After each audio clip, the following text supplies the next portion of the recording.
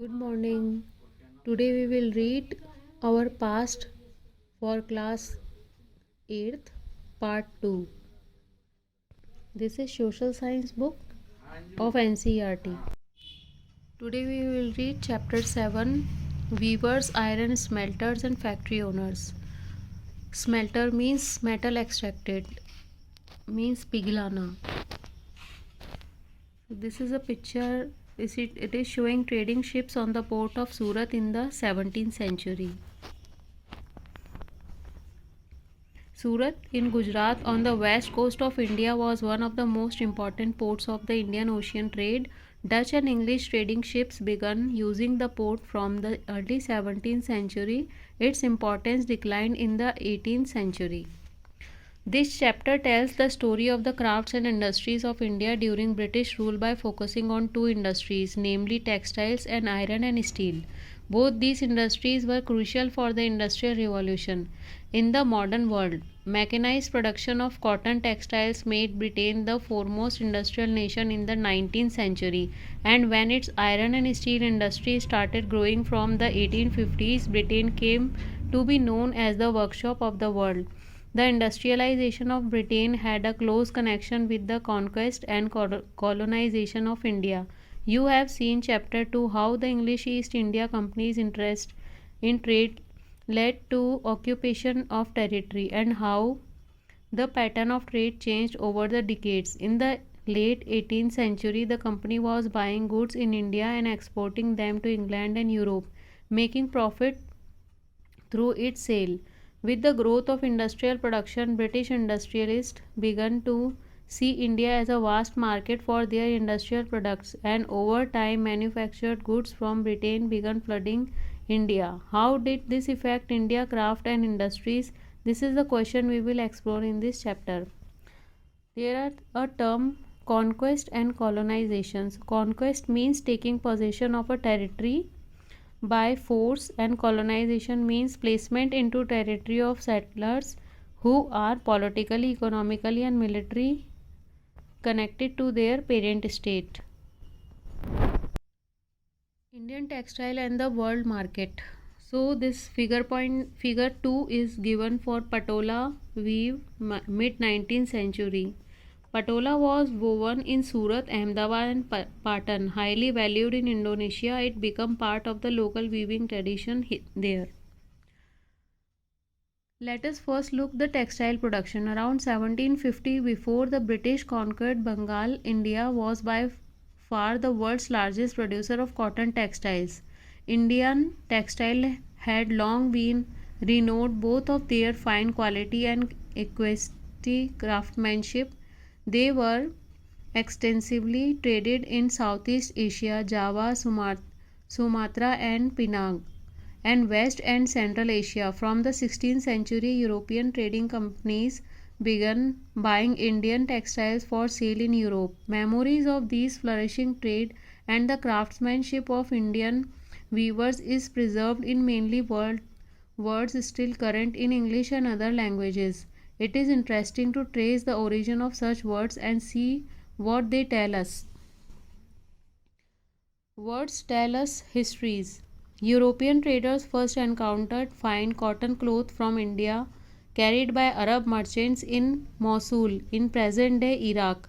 So they began referring to all finely woven textile in muslin, a word that acquired wide currency. When the Portuguese first came to India in search of spices, they landed in Calicut on the Kerala coast in southwest India. The cotton textiles which they took back to Europe along with the spices came to be called calico, derived from Calicut, and subsequently calico became the general name of all cotton textiles.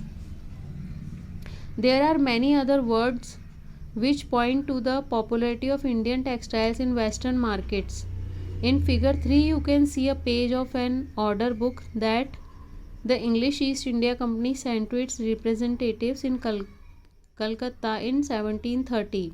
The order that year was for 5,89,000 pieces of cloth. Browsing through the order book, you would have seen a list of 98 varieties of cotton and silk clothes. These were known by their common name in the European trade as piece goods, usually woven pieces that were 20 yards long and 1 yard wide. This is figure 3. This is a page from an order book of the East India Company 1730. Notice how each item in the order book was carefully priced in London. These orders had to be placed 2 years in advance because this was the time required to send orders to India, get the specific clothes woven and shipped to Britain. Once the cloth pieces arrived in London, they were put up for auction and sold. This is order book. List of goods to be provided in the Bay of Bengal for the ships going out in the year 1730. Prices are given, quantity also given. Now look at the names of the different varieties of cotton in the book. Amongst the price pieces ordered in bulk were printed cotton clothes called chins, kosas or khasa and bandhana. Do you know where in the English term chins comes from? It is derived from the Hindi word chind, a cloth with small and colorful flowery designs. From the 1680s, there started a craze for printed Indian cloth textiles in England and Europe, mainly for their equisty floral designs, fine texture, and relative cheapness. Rich people of England, including the Queen herself, wore clothes of Indian fabric. Similarly, the word bandhana now refers to any brightly colored and printed scarf for the neck or head. Originally, the term derived from the word bandhana, Hindi for tying, and referred to a variety of brightly colored cloth produced through a method of tying and dyeing. There were other clothes in the order book that were noted by their place of origin: Kasim Bazar, Patna, Calcutta, Orissa, Charpur. The widespread use of such words shows how popular Indian textile had become in different parts of the world. This is figure 4 is showing Jamdani weave, early 20th century. Jamdani is a fine muslin on which decorative motifs are woven on the loom, typically in grey and white. Often a mixture of cotton and gold threads was used as in the cloth in this picture. The most important centers of Jamdani weaving were Decca and Bengal and Lucknow in the United Provinces. This figure 5 is showing printed design on fine cloth chins produced in Masulipattnam, Andhra Pradesh and mid 19th century. This is a fine example of the types of chins produced for export to Iran in Europe.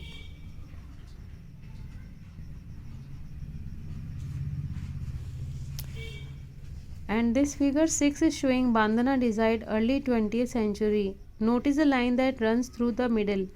Do you know why? In this odhni, two tie and dye silk pieces are seamed together with gold thread embroidery. Bandhana patterns were mostly produced in Rajasthan and Gujarat. Indian textiles in European markets. By the early 18th century, worried by the popularity of Indian textiles, wool and silk makers in England began protesting against the import of Indian cloth textiles. In 1720, the British government enacted a legislation banning the use of printed cotton textiles chintz in England. Interestingly, this act was known as the Calico Act.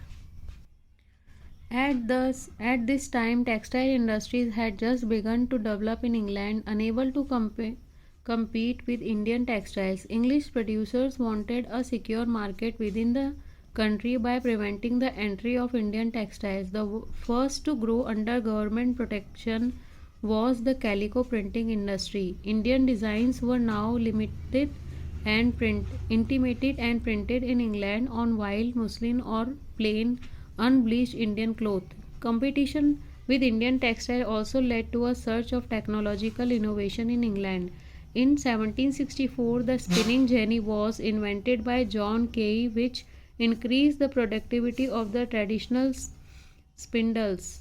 The invention of the steam engine by Richard Arkwright in 1786 revolutionized cotton textile weaving. Cloth could now be woven in immense quantities and cheaply too.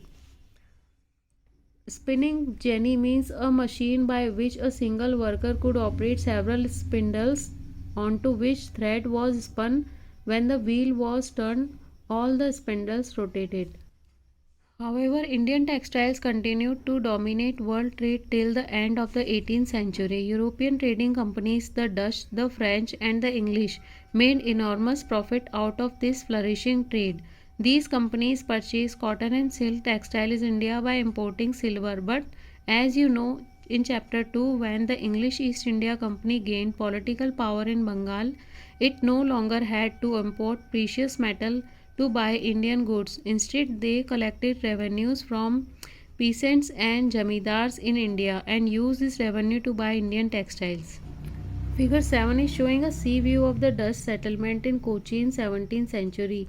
As European trade expanded, trading settlements were established at various ports.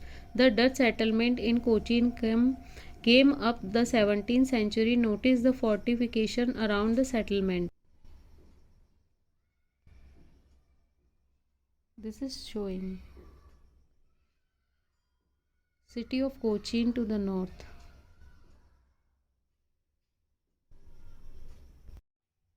In this figure 8, we can see weaving centers from 1500 to 1750.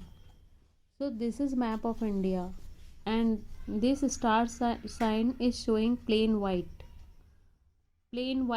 cloth. So where we can find the plain white cloth? In this southern region, in Madras, Pondicherry, these star sign.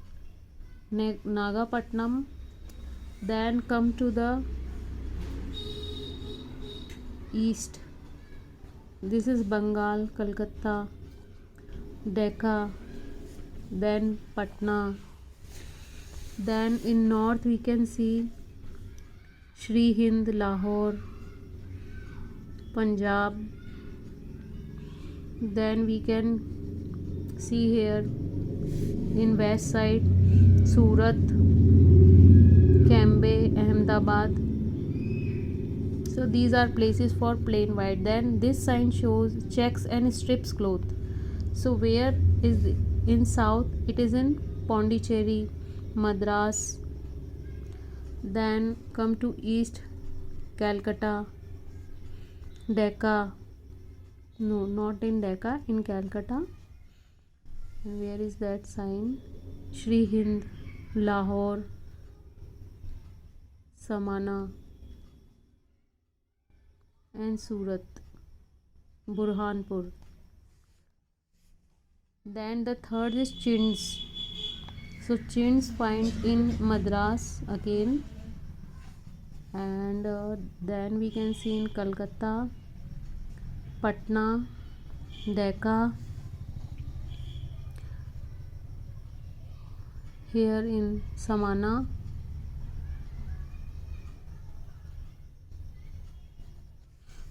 and the last word, this triangle sign shows the silk cloth.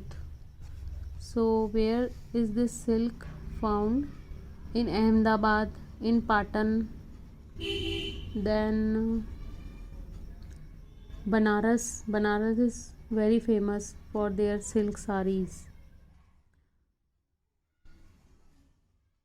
These are the places. So figure 8 is showing weaving centers from 1500 to 1750. If you look at the map, you will notice that textile production was concentrated in 4 regions in the early 19th century. Bengal was one of the most important centers located along the numerous rivers in the delta. The production centers in Bengal could easily transport goods to distant places. Do not forget that in the early 19th century, railways had not developed and roads were only just beginning to be laid on an extensive scale. Dhaka in eastern Bengal, now Bangladesh, was the foremost textile center in the 18th century. It was famous for the Malmal and Jamdani weaving. If you look at the southern part of India, the map, you will see a second cluster of cotton weaving centers along the Coromandel coast, stretching from Madras to northern Andhra Pradesh. On the western coast, there were important weaving centers in Gujarat. Who were weavers? Weavers often belonged to communities that specialized in weaving. Their skill were passed on from one generation to the next. The Tanti weavers of Bengal, the Julhas or Momin weavers of North India, Sale and Kaikolar and Devangs of South India are some of the communities famous for weaving. The first stage of production was spinning, a work done mostly by women. The chakra and the takli were household spinning instruments. The thread was spun on the chakras and rolled on the takli. When the spinning was over, the thread was woven into cloth by the weaver. In most communities, weaving was a task done by men. For colored textiles, the thread was dyed by the dyer known as rangres. For printed cloth, the weavers needed the help of specialist block printers known as chippigars. Handloom weavers and the occupants associated with it provided livelihood for millions of Indians. This figure 9 is showing a Tanti weaver of Bengal painted by the Belgian painter Solvens in the 1790. A Tanti weaver The Tanti weaver here is at work in the pit loom. Do you know what a pit loom is? Aurang, a Persian term for a warehouse, a place where goods are collected before being sold, also refers to a workshop. The decline of Indian textiles. The development of cotton industries in Britain affected textile producers in India in several ways. First, Indian textiles now had to compete with British textiles in the European and American markets. Second, exporting textiles to England also became increasingly difficult since very high duties were imposed on Indian textiles imported into Britain. By the beginning of the 19th century, English made cotton textiles successfully ousted Indian goods from their traditional markets in Africa, America, and Europe. Thousands of weavers in India were now thrown out of employment. Bengal weavers were the worst hit. English and European companies stopped buying Indian goods, and their agents no longer gave out advance to weavers to secure supplies. Distressed weavers wrote petitions to the government to help them. We must strive for food. In 1823, the company government in India received a petition from 12,000 weavers stating, "Our ancestors and we used to receive advances from the company and maintain ourselves and our respective families by weaving company's superior assortments. Owing to our misfortune, the Aurangas have been abolished ever since, because of which we and our families are distressed for want of the means of livelihood. We are weavers and do not know any other business. We must strive for food. If the Board of Trade do not cast a look of kindness towards us and give orders for clothes,